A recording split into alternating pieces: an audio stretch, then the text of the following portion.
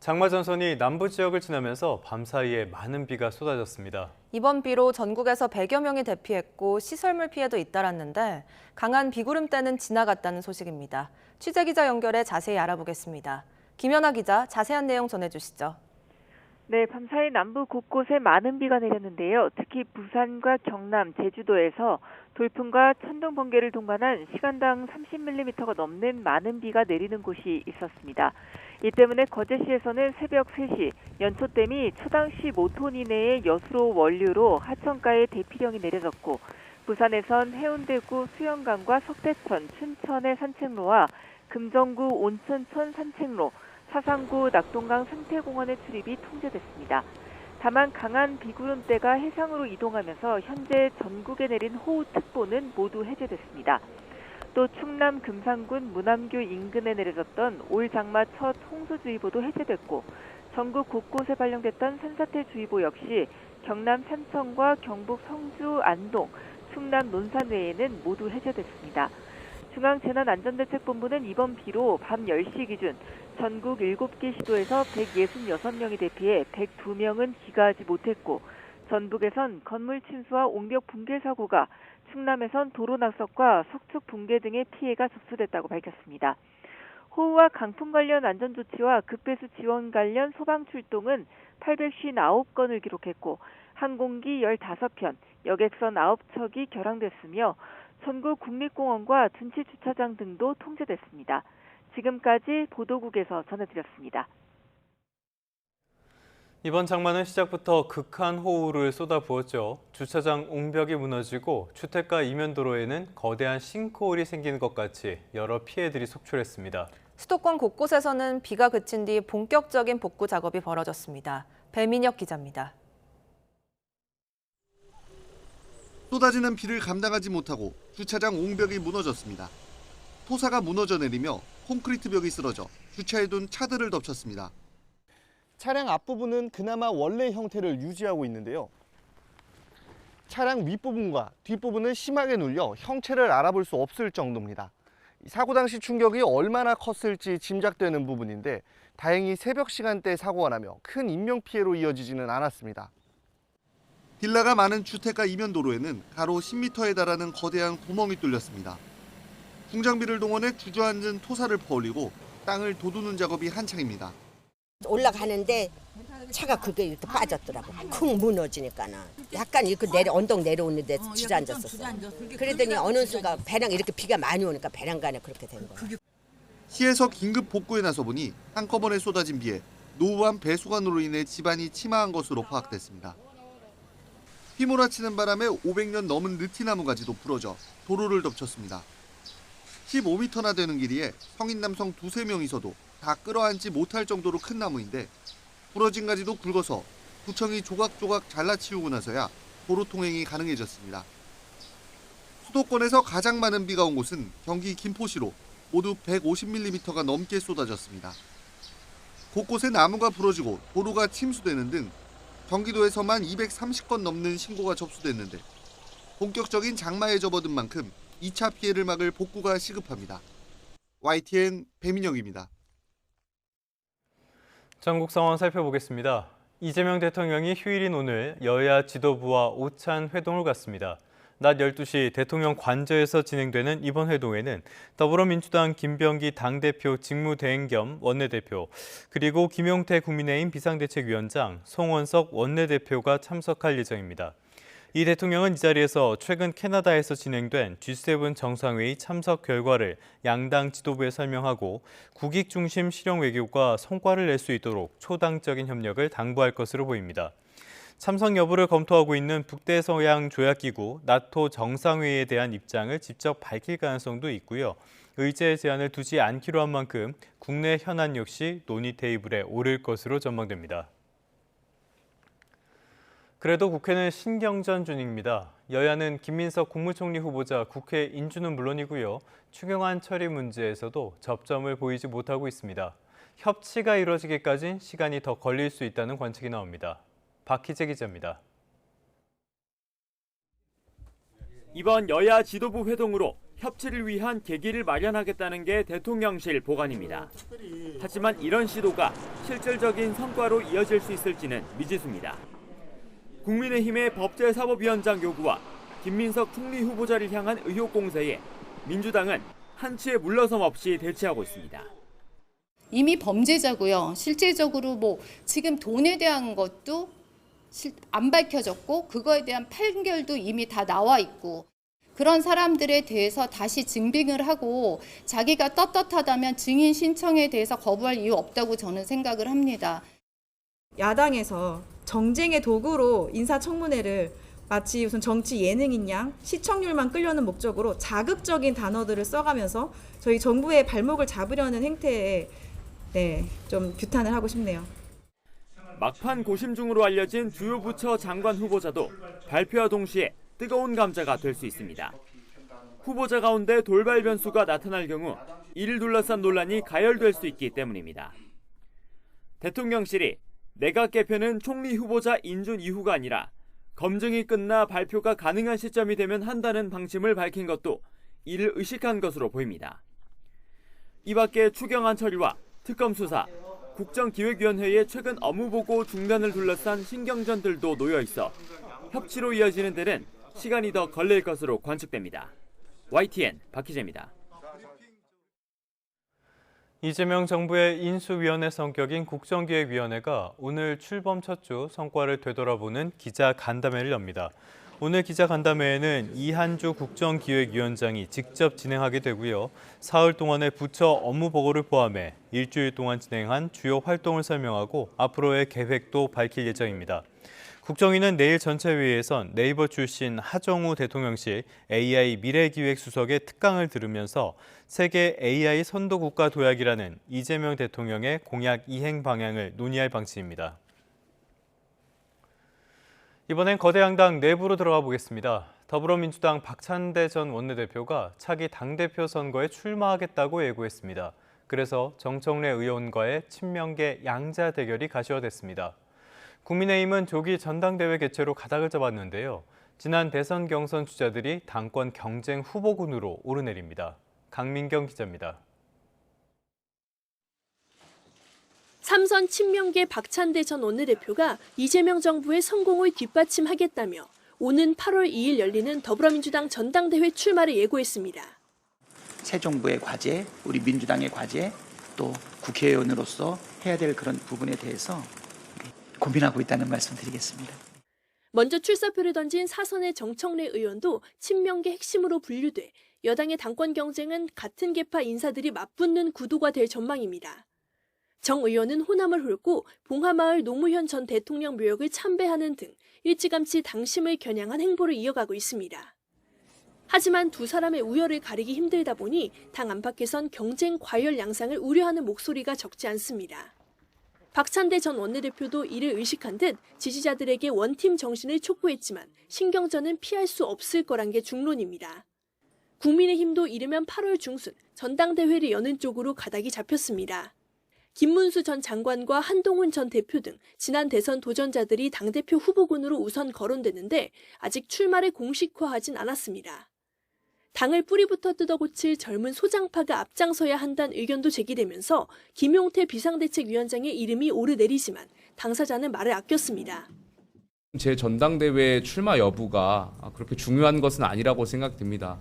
그것은 얼마나 국민의힘이 과거를 반성하고 앞으로 변화할 의지가 있는 것인가를. 당권 경쟁에 앞서 내부 체질 개선 등 난제가 산적했다는 점을 염두에 둔 듯 보입니다. 이런 가운데 여야 모두 차기 당대표는 내년 6월 지방선거 공천권을 쥐고 있어 전당대회를 앞두고 치열한 경쟁이 펼쳐질 걸로 예상됩니다. YTN 강민경입니다. 공무집행 방해 혐의 등으로 추가 기소된 김용현 전 국방부 장관 측이 별건 기소라고 반발하며 낸 집행정지 신청이 기각됐습니다. 서울고등법원은 어제 김 전 장관 측이 낸 집행정지 신청을 기각했습니다. 김 전 장관 측의 집행정지 신청 기각에 따라 구속영장 신문은 오는 23일 서울중앙지법에서 진행되는데 김 전 장관 측은 기일 변경을 신청했습니다. 최상병 순직 사건 외압 의혹 수사를 맡은 이명현 특별검사가 YTN에 윤석열 전 대통령이 대면 조사에 불응하면 강제 구인에도 나서겠다는 원칙을 강조했습니다. 민중기 김건희 특검 역시 수사 착수 준비를 이어가는 등 특검보 인선을 마무리한 3대 특검이 점차 수사의 속도를 낼 전망입니다. 이준엽 기자가 보도합니다. 이명현 최상병 특별검사는 이른바 VIP 경로설 정점에 있는 윤석열 전 대통령의 대면 조사는 당연하다고 거듭 강조해 왔습니다. 윤 전 대통령 대면 조사도 지금 염두에 두고 계신 거죠? 아니 당연한 거라 했잖아요. 당연한 거. 원칙대로. 은폐 의혹이 특검법 조사 범위에 명시된 만큼 지시한 것으로 지목된 당사자를 조사할 의무가 있고 지금까지 원칙대로 안 해서 문제가 되는 것 아니냐는 겁니다.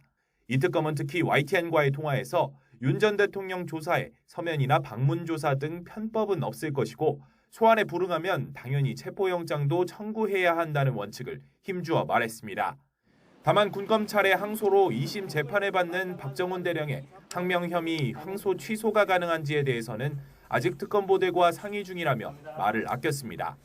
특검보들과 상견례를 가진 최상병 특검은 새 사무실이 마련되는 대로 수사기록 인계나 인력 파견 요청에 나설 방침입니다. 사망 사건에 대해서 혹시 개괄적으로만 알고 계신 분들이 대부분일 수도 있어가지고 그런 부분 같이 좀 논의도 하고. 민중기 김건희 특검팀도 7월 초 본격 수사 착수를 목표로 검사 33명을 파견 요청하는 등 인선 작업 막바지에 돌입했습니다. 다만 수사 항목이 16가지에 달하는 만큼 수사 방향이나 업무 분담에 대해서는 계속 논의를 이어가고 있습니다. 수사 개시 혹시 언제 하시는지 좀 궁금한데요. 지금 특검보들하고 논의하고 있습니다. 정해지면은 공개하겠습니다. 3대 특검 전부가 법정 준비 기일인 20일의 절반도 채 지나지 않아 수뇌부 인선을 마무리하는 모습에 향후 수사 역시 속도감 있게 진행될 거란 전망이 나옵니다. YTN 이준엽입니다. 대북전단 살포를 막기 위해 일부 지자체가 접경지 출입을 제한하는 등 강경 대응에 나섰습니다. 정부도 전단 살포를 막겠다는 입장인데 납북자 가족 등 관련 단체의 반발이 이어지고 있습니다. 윤태인 기자가 보도합니다.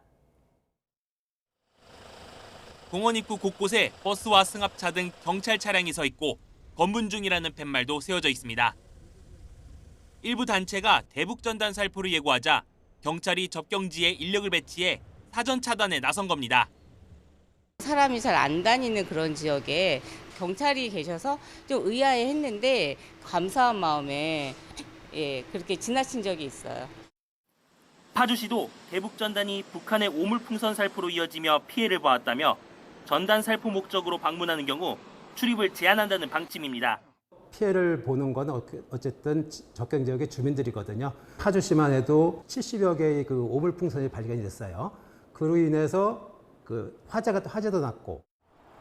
접경지 주민들은 대북전단을 날리면 자칫 북한의 대남 방송이 재개될까 걱정입니다.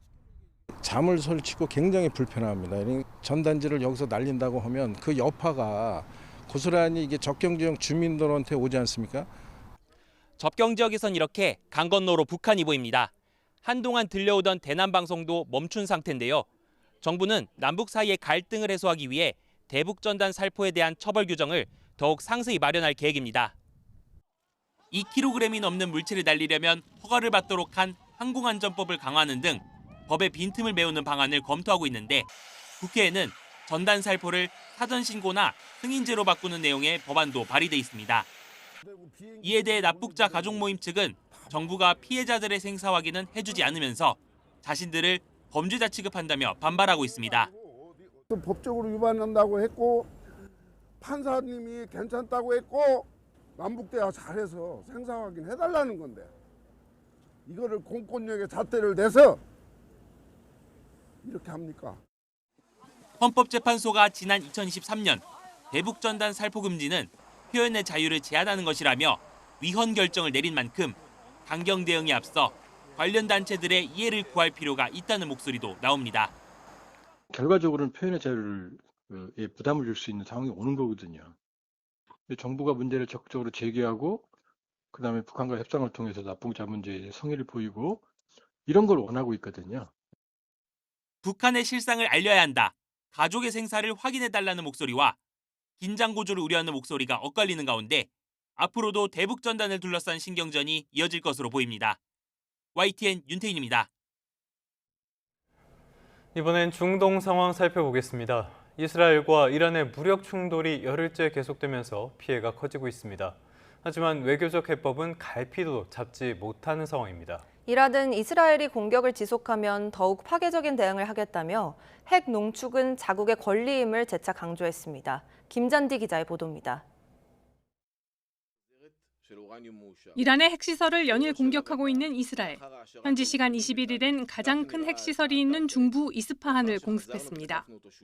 또 곰 지역을 공격해 이란 이슬람 혁명 수비대사나 쿠두스군 지휘관 등 요인 3명을 제거했다고 밝혔습니다. מטוסי קרב של חיל האוויר חיסלו בהכוונה מדויקת של אגף המודיעין את סעיד איזדי, ראש גיס פלסטין בכוח קודס. חיסלנו אותו בעת שהתחבא בדירת מסתור בעיר קום בלב איראן.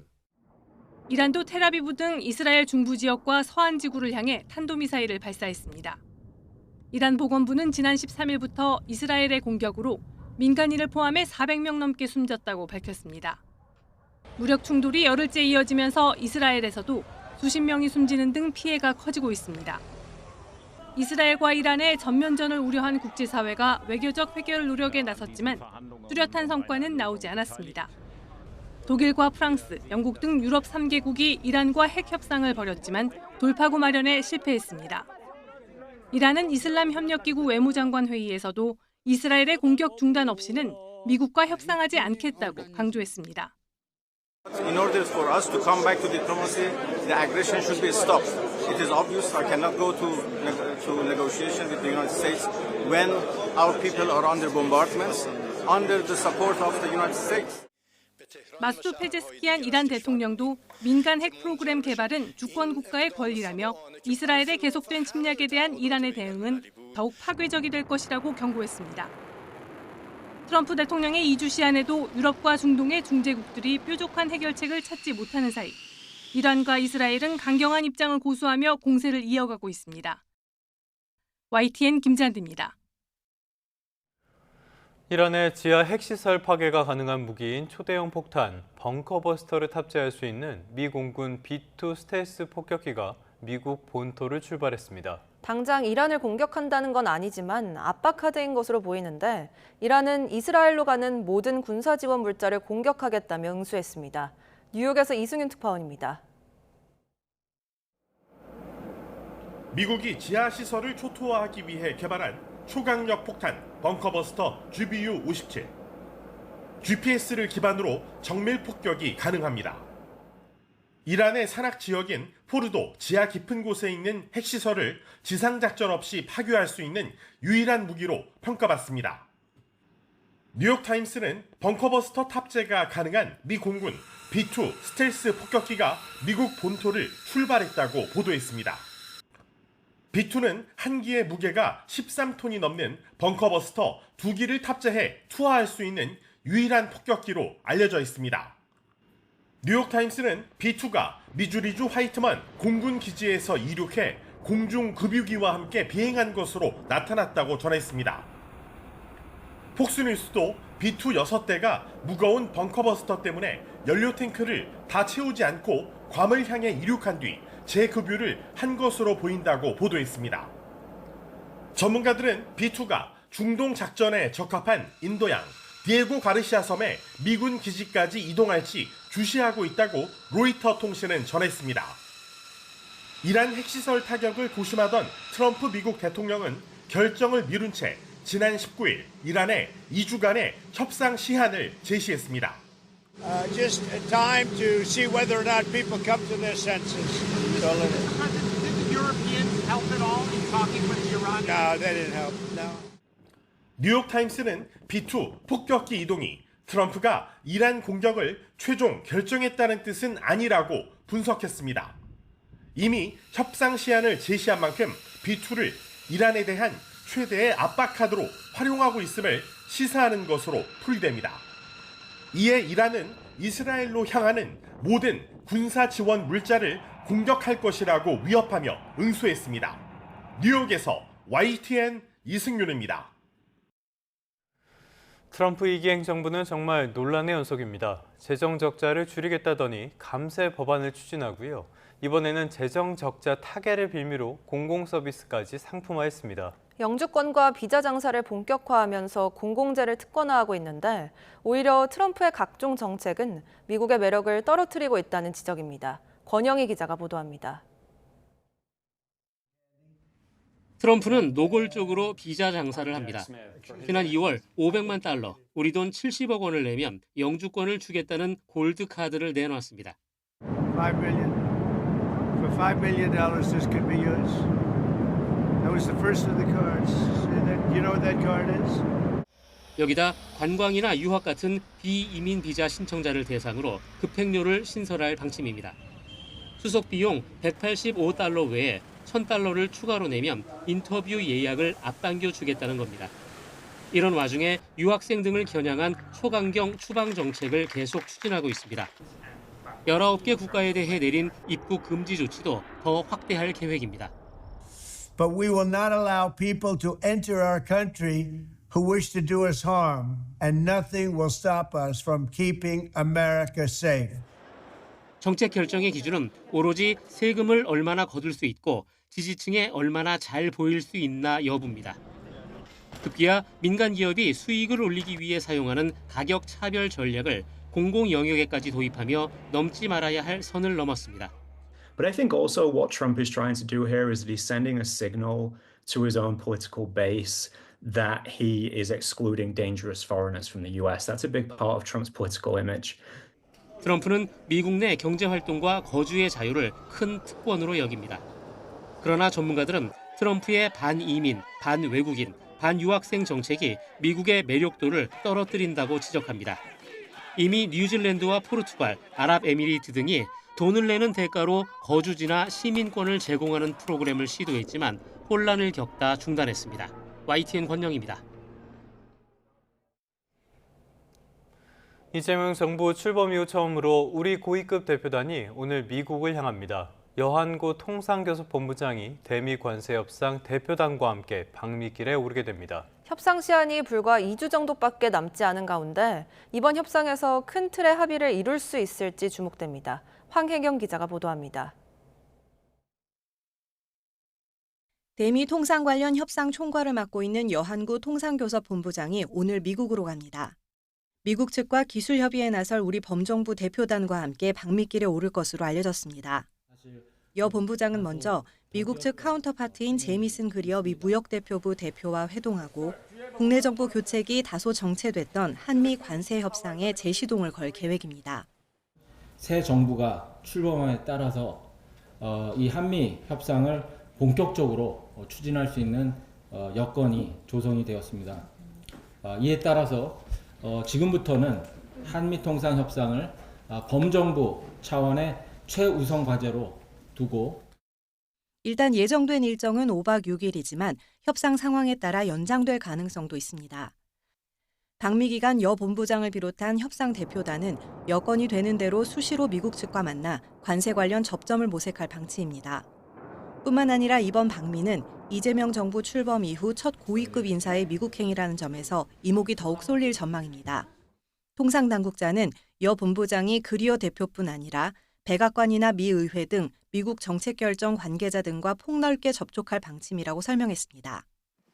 협상 시한인 7월 8일까지 시간이 얼마 남지 않은 상황에서 이번 방미 협상단이 얼마만큼 미국 측의 양보를 받아올 수 있을지 관심이 집중되고 있습니다. YTN 황혜경입니다. 지난해 배추 가격이 정말 비쌌죠. 그런데 올해 여름 생산량은 더 줄어들 것으로 보여서 우려가 큽니다. 특히 여름 배추 재배 면적이 꾸준히 감소하는 추세라 대책 마련이 시급합니다. 오동권 기자입니다. 마트에 진열된 여름 배추. 가격은 평년과 비슷한 수준이지만 올여름 생산량이 크게 줄어 언제든지 가격이 들썩일 수 있는 상황입니다. 한국농촌경제연구원은 올해 여름 배추 생산량이 23만 6천 톤으로 평년보다 24.5% 적을 것으로 내다봤습니다. 재배 면적이 꾸준히 줄어드는 것이 원인인데 실제로 2021년 5,500헥타르가 넘었던 여름 배추 재배 면적은 올해는 3,400헥타르로 38% 이상 감소했습니다. 여름 배추는 충해나 연작 피해, 이상 기후 등으로 재배를 꺼리는 농가가 늘면서 면적이 해마다 줄고 있고 올해도 이런 흐름이 이어질 것으로 보입니다. 지난해에는 가뭄까지 겹쳐 배추 생산량이 크게 떨어지면서 소매 가격이 재작년의 2배 수준으로 치솟았습니다. 업체들이 포장김치 판매를 일시 중단하는가 하면 가격 안정을 위해 중국산 배추가 들어오기도 했습니다. 한국인의 식탁에서 빠질 수 없는 배추. 올해 여름에도 금배추가 반복되는 건 아닌지 우려는 커지고 있습니다. 좀 걱정되죠. 안 그래도 배추 오늘도 보니까 조금 비싼 것 같아서 살까 말까 생각하고 있는 거예요. 농림축산식품부는 수급 불안정에 대비해 역대 최대 규모인 배추 2만 3천 톤을 비축해 공급할 예정입니다. 또 피해가 발생하면 배추를 다시 심을 수 있도록 예비묘를 작년보다 25% 많은 250만 주 확보하는 등 대응에 나섰습니다. 하지만 이런 대책만으로는 반복되는 공급 부족을 막기는 부족하다는 지적이 나오고 있습니다. 농가가 배추를 공급할 수 있도록 생산 기반을 회복하고 병해충을 막는 등 근본적인 대책 마련이 시급한 시점입니다. YTN 오동건입니다. 공사비 7,500억 원 규모의 서울 서초구 방배 15구역 재건축 사업을 포스코 ENC가 맡게 됐습니다. 건설업계에 따르면 방배 15구역 재건축 조합 시공사 선정총회에서 조합원 861명 가운데 546명이 투표에 참여해 이 가운데 94.1% 찬성으로 포스코 ENC가 시공사로 최종 결정됐습니다. 앞서 포스코 ENC는 2차례 단독 입찰했다 유찰돼 우선 협상 대상자로 지위가 전환됐습니다. 제주에서는 여름철 해수욕장 개장을 앞두고 해양 사고에 대비한 구조 훈련이 진행됐습니다. 민간 구조대도 참여해 실제 상황을 가정한 훈련이 펼쳤는데요. 해경과 민간이 함께하는 구조 체계가 본격 가동됩니다. 보도에 고재영 기자입니다. 제주파 구조대 P360 현장 이동 구조 바람. 해전익 항공대 긴급 이륙 현장 이동 요청 완료. 물놀이객 3명이 표류하고 있다는 신고가 해경에 접수되자 구조대에 신속하게 출동 요청이 전파됩니다. 해경 헬기가 현장에 도착하고 구조 장비를 착용한 구조대원이 수면까지 내려와 표류 중인 물놀이객 1명을 구조합니다. 제가 도와드리겠습니다. 집착하세요. 집착하세요. 곧이어 바다에서 허우적대던 나머지 2명도 해경과 민간인으로 구성된 해양재난 구조대에 각각 구조됩니다. 올여름 연안해역 사고가 났을 때 신속한 구조를 위한 해경 민간 합동 훈련입니다. 특히 구조 과정에서 해양재난 구조대와의 공조 체계를 점검하는 데 중점을 뒀습니다. 골든타임 확보를 위해서 저희 민간 구조 세력과 저희가 구조 대응 체계를 마련하고 신속한 대응을 위해서 이번 훈련을 진행하게 되었습니다. 해양재난 구조대는 수상구조사와 잠수사, 응급구조가 가능한 인력으로 구성됐습니다. 이달 말부터 제주 북동부 해안에 배치돼 연안 사고가 발생했을 때 인명구조에 큰 도움이 될 전망입니다. 김영 쪽에 있는 데서 제트스키로 2인이 수상 순찰을 하고 그다음에 2인이 그 김영 해수욕장부터 수면 순찰을 하고 2022년부터 지난해까지 제주에서 여름에 발생한 연안 사고는 모두 21건으로 매년 늘어나고 있습니다. 하지만 해경이 모든 사고에 신속하게 대응하기에는 한계가 있어 민간 구조대와의 협력이 점차 중요해지고 있습니다. 연안 사고가 늘어남에 따라 구조 활동에 있어서 민간으로 구성된 해양재난 구조대와 해경의 협력이 앞으로 더 늘어날 전망입니다. YTN 고재영입니다. 특수학급 아이들을 위해서 수업 자료 수백 개를 직접 만들어왔던 교사가 있습니다. 그 자료는 전국 교사들에게 퍼지면서 특수교육의 현장을 바꾸고 있습니다. 윤지아 기자입니다. 전교생이 24명인 전북의 한 초등학교. 특수학급 학생 3명과 일반학급 학생 21명이 함께 공부합니다. 아이들은 조금 느린 친구의 속도에 자연스럽게 발을 맞춥니다. 언니, 한이들 열받아서요. 지아, 나 너랑 싸우고 있다. 왜 열받았어? 나 이제 안 할게. 모르겠어요. 수업을 이끄는 건 12년차 특수교사 설성정 선생님. 설교사는 2017년부터 특수교육 수업 자료를 직접 만들었습니다. 그리고는 자료 수백 개를 블로그에 올려 무료로 나눴습니다. 특수교육에선 개별화 교육이 되게 중요한데 그런 수업을 할 때 딱 이 아이에게 맞추려면 이 아이만을 위한 자료가 필요한 거예요. 네, 그렇다 보니까 자료를 만들었고. 설교사가 본격적으로 알려진 건 코로나19 시기.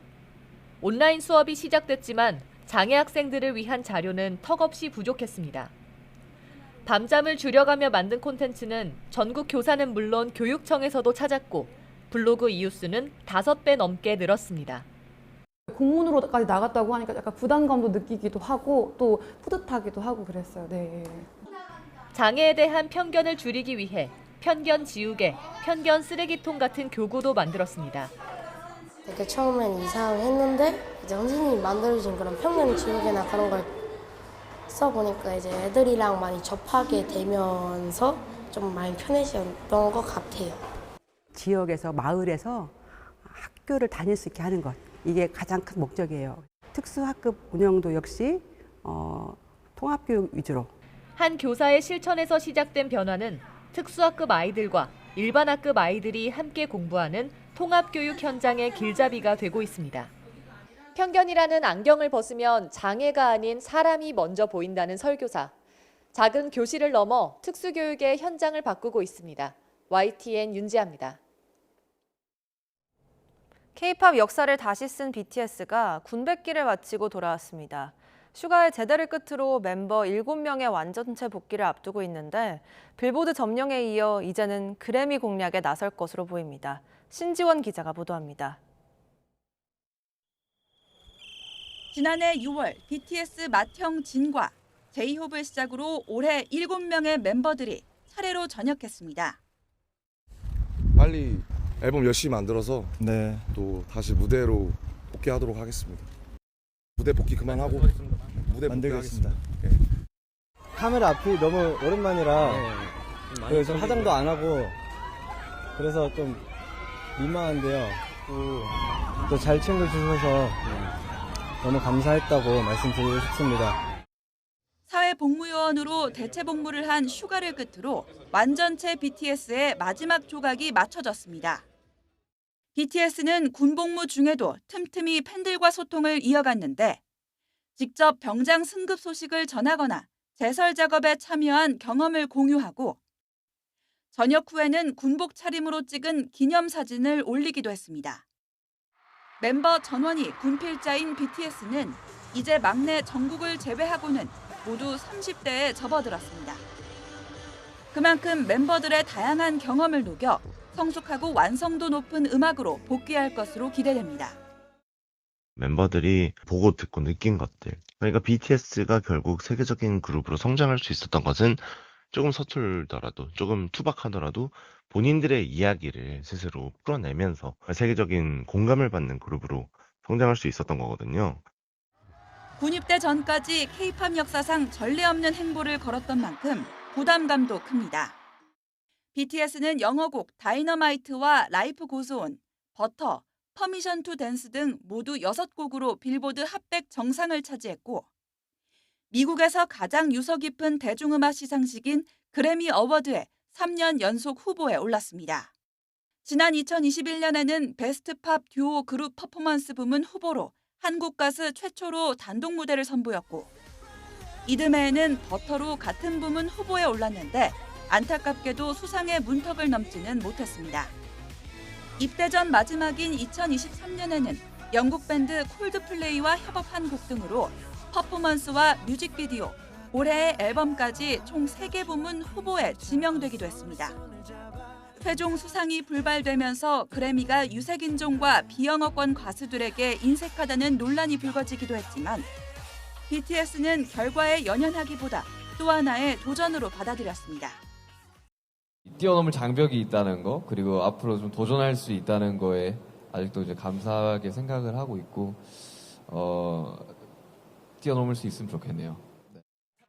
또 군 공백기 중에도 멤버들의 솔로 작업을 그래미에 출품하면서 K-팝 전설의 명맥을 이어갔습니다.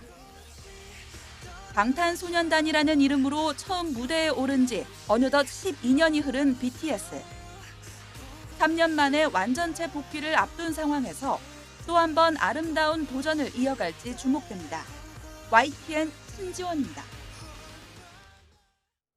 사회복무요원으로 병역 의무를 이행하고 소집이 해제된 방탄소년단 멤버 슈가가 과거 음주운전과 관련해 거듭 팬들에게 사과했습니다. 슈가는 어제 팬 커뮤니티 위버스를 통해 지난해 있었던 일로 실망과 심려를 끼쳐 죄송하다고 밝혔습니다. 이어 팬분들의 마음을 다치게 했다는 점이 너무 속상했다며 각자의 자리에서 마음이 무거웠을 멤버들에게도 미안했다고 덧붙였습니다. 중국 내 한국 문화 교류를 막은 한한령이 9년 만에 해제될 수 있다는 기대감이 점차 커지고 있는데요. 최근 우리 엔터업계에 중국 자본이 대거 유입된 흐름도 눈에 띕니다. 어떤 의미가 있는지 김승환 기자가 보도합니다.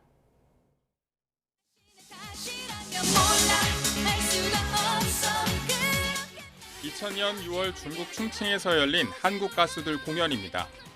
엄정화, 베이비복스 등 당대 유명 한국 댄스 가수들이 출동해 중국 관객들과 만났습니다. 오늘 이렇게 중국 인민대례당이라는 극장에서 공연을 하게 됐는데요. 재미있을 것 같고요. 우선은 좀 막연하게 노래를 잘 모르니까. 빅뱅의 2015년 월드 투어에서 중국 본토 공연 관객만 20만 명에 육박할 정도로 중국은 한류 붐의 중심이었습니다. 2016년 사드 배치 논란의 분위기는 급변했습니다. 해양의 후예처럼 폭발적인 인기를 끈 한류 드라마는 중국에서 자취를 감췄고 한국 가수 콘서트들도 취소된 가운데 중국 초등학교에선 한국 기업 제품을 사지 말자고 선서를 시키는 일까지 있었습니다.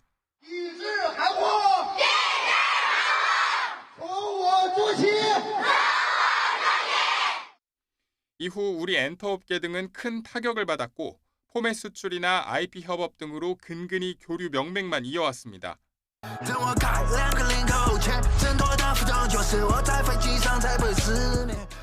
그러다 지난 4월 국내 3인조 래퍼 호미들이 우리 국적 가수로는 8년 만에 중국에서 공연이 허락돼 화제가 됐습니다. 저희가 다음번에는 곡을 더 많이 준비해 올게요. 우한은 꼭 한 번 더 오기로 진짜. 이처럼 한중간 우호적 분위기와 함께 한한령 완화 기류가 감지되자 관련 주식이 꿈틀대기도 했습니다. 해빙 분위기 속에서 BTS를 보유한 하이브는 지난 4월 중국 법인 하이브 차이나를 설립했고 SM은 지난 2월 중국 텐센트 뮤직과 손잡고 베이징 등에서 다양한 이벤트를 열며 중국 시장에 공을 들이고 있습니다. 최근 SM 2대 주주로 올라선 텐센트 뮤직은 SM과 협업해 중국 현지 아이돌 그룹 제작에 나서기로 했는데 영국 파이낸셜 타임스는 K-팝의 중국 내 위상이 점진적으로 회복될 가능성을 시사한다고 평가했습니다. 자원의 강점을 서로 활용하는 전략이라 순차적으로 조금씩 풀린다고 한다면 이런 제휴들이 훨씬 더 많아질 걸로 보여요.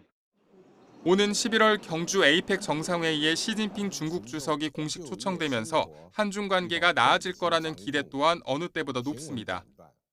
상호소통, 인적 문화 교류를 강화하여 양국 국민들 간 우호 감정을 제고해 나가며 다만 실제 한한령이 해제될지 존재감이 커지는 중국 자본이 K-팝과 우리 콘텐츠 업계에 어떤 영향을 끼칠지 등 우려 섞인 시선 또한 존재합니다.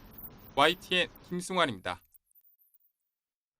이번에 세계로 시선을 돌려보겠습니다. 미국의 사회보장연금 제도는 고령화와 저출생 같은 사회구조의 변화 속에 재정 고갈이라는 위기에 직면한 상태입니다. 가뜩이나 제도에 대한 시민들의 불안이 높은 가운데 정치권의 갈등까지 격화하고 있는 상황입니다. 자세한 내용은 조인영 리포터가 전해드립니다. 1920년대 말 미국을 뒤흔든 대공황. 역사상 최악의 경제위기 속에서 시민들은 삶의 기반을 잃었습니다. 당시 루스벨트 대통령은 은퇴한 노인들의 안정적인 소득을 보장하는 연금제도를 포함한 사회보장법을 도입했습니다. 사회보장연금은 오늘날까지 유지되며 퇴직자들의 가장 중요한 노후 소득원으로 기능하고 있습니다. Very important. It's a subsidy. If people have not saved a specific amount of money for their retirement, they're relying specifically on Social Security or SSI, SSA, disability. There are a lot of programs that are subsidizing people that haven't prepared for their future. 현재 미국에서 연금 혜택을 받는 사람은 약 7천만 명. 연금의 재원은 근로자의 급여에 일정 비율로 부과되는 사회보장세를 통해 마련되고 있습니다. 하지만 고령화와 저출생, 노동시장 변화가 맞물리면서 2030년대 중반이면 사회보장기금이 고갈될 것으로 우려되는 상황. 이론의 연금제도 개혁은 미국 정치권의 핵심 과제로 떠올랐습니다. 특히 트럼프 2기 행정부는 정부의 비효율을 줄이기 위해 제도를 대대적으로 개혁할 거라는 의지를 피력하고 나섰습니다. 이에 바이든 전 대통령은 사회보장제도의 근간을 흔드는 시도라고 강하게 반박했습니다. 정치적 공방이 치열해질수록 불안은 고스란히 시민들의 몫입니다. 앞으로 살아가야 되는데 더 많이 불안한 거죠. 노인 인구가 점점 늘어나니까 아무래도 정부에서도 그것 때문에 많은 어려움이 있을 거고, 개인이 준비해야 되는 부분이 훨씬 더 많아질 수밖에 없는 게 지금 미국의 현실입니다. 모든 분들이 은퇴 플랜을 좀 더 심각하게 생각하시고 생각했던 것보다 더 많이 준비하셔야 되는 게 현실이라고 생각합니다. 내가 낸 세금이 과연 나에게 돌아올 수 있을지, 은퇴 이후의 삶은 어떻게 설계해야 할지, 막막함에 시달리는 시민들 앞에 미국 사회는 연금제도의 지속 가능성을 확보해야 할 중대한 선택의 기로에 서 있습니다. 미국에서 YTN 월드 조인영입니다. 고령층에 대한 기본생활보장은 전 세계의 과제이기도 합니다. 이번에는 캐나다로 가보겠습니다. 캐나다에서는 3단계 연금 제도를 통해 65세 이상 노인의 기본 생활을 보장하고 있는데요. 연금 신청 방법도 간편해서 눈길을 끌고 있습니다. 이은경 리포터가 전해드립니다. 캐나다에서 50년 이상 거주하며 직장 생활과 자영업을 이어온 손병헌 씨 부부.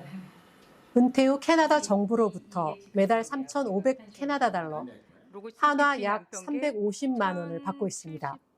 67살 때 신청을 했고, 집사람은 60살 그때부터 신청을 했어요. 좋은 점은 뭐냐면은 매달 일정액이 은행 구자로 들어오니까 생활 계획을 짜기가 좋아요. 캐나다의 65세 이상 고령 인구는 약 760만 명으로 전체 인구의 약 18%를 차지합니다. 늘어나는 고령 인구를 위해 캐나다 정부는 일정 나이와 거주 기간만 충족하면 누구나 연금을 받을 수 있도록 제도를 설계해 왔습니다. 캐나다의 산 연수만큼 비해서 받기 때문에 저희들 같이 이민자들도 여기 와서 이제 연수만 채우면 이제 연금을 받을 수 있는 거죠. 캐나다의 연금 구조는 크게 세 가지로 나뉩니다. 65세 이상이고 10년 이상 거주했다면 누구나 받을 수 있는 보편적 기본연금과 일하면서 납부한 금액을 은퇴한 뒤 연금으로 돌려받는 기여형 제도, 그리고 스스로 저축하며 세금 혜택을 받을 수 있는 자발적 노후저축 제도입니다. 이중 기여형 연금 제도는 수령 시기를 본인이 직접 선택할 수 있어 60세부터 미리 받거나 70세까지 늦출 수도 있습니다. I use the CPP to pay off all my debts, so I have no debts when I actually retire at 65. That's what I'm doing with it. 연금 신청은 온라인과 전화 상담을 통해 할 수 있습니다. 절차가 단순해 연금 신청의 문턱을 낮췄다는 점도 특징입니다. Pension plans like this, it's not such a means of livelihood only. This is a source of dignity and independence. When you are financially free, then you can contribute more towards society. 누구나 기본적인 노후 생활을 유지할 수 있도록 제도적 기반을 마련해온 캐나다. 고령화 시대 노후 보장을 위한 현실적인 대안으로 주목받고 있습니다. 캐나다 밴쿠버에서 YTN 월드 이은경입니다. 현재 미국 의회에는 앤디 김 상원 의원 그리고 한국계 하원 의원 3명이 미국 내 재외 동포의 목소리를 전달하고 있습니다. 미 버지니아주에서 김치의 날을 발휘하기도 한 30대 신인 정치인이 연방 하원 보궐선거에 도전장을 던졌습니다. 워싱턴 홍상희 특파원입니다.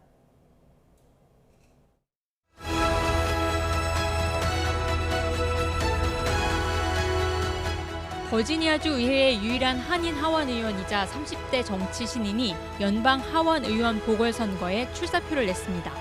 미 의회 지한파 의원 모임인 코리아 코커스 공동의장을 지내기도 한 제리 코넬리 하원 의원이 지난달 암투병 끝에 별세에 치러지게 된 선거입니다. We've seen a lot of business as usual that has led to us having systems that are broken, a public education system that is defunded. I decided to run for Congress because I think right now we really need generational change. 이민자였던 아버지가 병원에 갈 수 없어 한국까지 되돌아가 암 수술을 받아야 했던 어린 시절 경험이 신 씨를 정치인의 꿈으로 이끌었습니다. 미국 사회에 기여하는 이민자들과 한국계 소상공인들의 목소리를 대변하고 다음 세대를 위한 공교육 시스템을 정비하는 것이 신 씨의 목표입니다. I'd like to make sure that we're working through building an immigration system that works for people, that allows for people to get the status that they deserve. 지난 2022년에는 신의원의 발의로 버지니아주에서 처음으로 김치의 날이 제정됐고 이달에는 한인타운의 서울 거리라는 명예 도로명이 지정되도록 앞장섰습니다. It made me really proud to be able to present that resolution and establish Kimchi Day in Virginia because it was a recognition of how far Korean culture has come and how popular Korean culture has become. 한국계 정치인으로 첫 상원 의원에 오른 앤디 김 의원도 조언을 아끼지 않는 든든한 선배입니다. People right now are hungry for something different, for a different kind of politics, and I think that that's the kind of politics you bring to the table, Irene. 한국 민주주의의 역사는 물론 G.O.D와 블랙핑크 등 한국 문화의 팬이기도 한 신 의원은 미국 내 한인 공동체의 더 나은 미래를 위한 노력과 싸움을 약속했습니다. 이번 선거에 열심히 해서 한인 사회의 목소리와 힘을 전달할 수 있는 정치인이 되겠습니다. 워싱턴에서 YTN 홍상입니다. 브라질 남부에서 20여 명을 태운 열기구가 불길에 휩싸이면서 추락해 최소 8명이 숨졌습니다. 멜로 브라질 산타 카타리나 주지사는 그란지 지역에서 발생한 열기구 추락에 깊은 슬픔을 느낀다며 8명이 숨지고 10여 명이 다친 것으로 보고받았다고 밝혔습니다. 현지 매체는 소방당국이 해당 열기구에 21명이 타고 있었던 것으로 파악했다고 보도했습니다. 브라질 소셜미디어에 공유된 현장 영상을 보면 하늘에 뜬 열기구에 불길이 치솟으면서 열기구 윗부분이 쪼그라든 뒤 사람들을 태운 기구 아랫부분이 땅바닥으로 떨어지는 모습을 확인할 수 있습니다. 구글과 애플, 페이스북, 텔레그램 등에서 160억 개에 달하는 사용자 로그인 정보가 유출됐다는 분석이 나왔습니다. AP통신에 따르면 현지 시간 21일 보안 전문 매체 사이버뉴스는 이번 주에 발표한 보고서에서 사용자의 로그인 정보를 모은 데이터의 집합, 데이터셋 30개를 최근 발견했다고 밝혔습니다. 각 데이터셋에는 방대한 양의 로그인 정보가 담겨 있었고 유출된 정보를 합치면 총 160억 개에 달했다고 이 매체는 덧붙였습니다. 여기에는 구글과 애플, 페이스북 등 전 세계적으로 인기 있는 플랫폼 사용자의 계정 비밀번호 등이 포함돼 있습니다.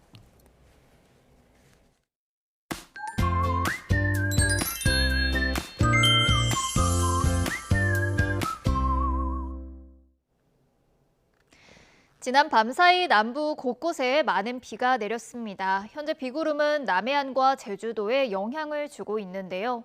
오늘 아침까지 경남에는 곳에 따라 비가 이어지겠고 제주도는 낮까지 5에서 20mm의 비가 더 내리겠습니다. 비구름이 물러난 내륙은 맑은 하늘이 드러나겠고요. 낮 동안 자외선이 무척 강하겠습니다. 또 오전까지는 중부 내륙과 서해안에 안개도 짙게 끼겠습니다. 현재 기온 살펴보겠습니다. 현재 서울 기온 18.1도를 보이고 있고요. 대구는 18도, 부산은 18.9도를 나타내고 있습니다. 오늘 낮 기온은 어제보다 크게 올라서 후텁지근하겠는데요. 오늘 서울 낮 기온은 30도, 대전과 대구는 29도, 강릉은 32도까지 크게 오르겠습니다. 정체전선은 오늘 남해상으로 이동하면서 주 중반까지 남부와 또 제주도에는 오락가락 비가 이어지겠고요. 주 후반에는 다시 정체전선이 북상하며 전국에 비를 뿌릴 전망입니다. 지금까지 날씨 정보였습니다. 네, 휴일 오전 뉴스타트 2부 마무리하겠습니다. 잠시 후 3부가 이어집니다. 시청해주신 여러분 고맙습니다.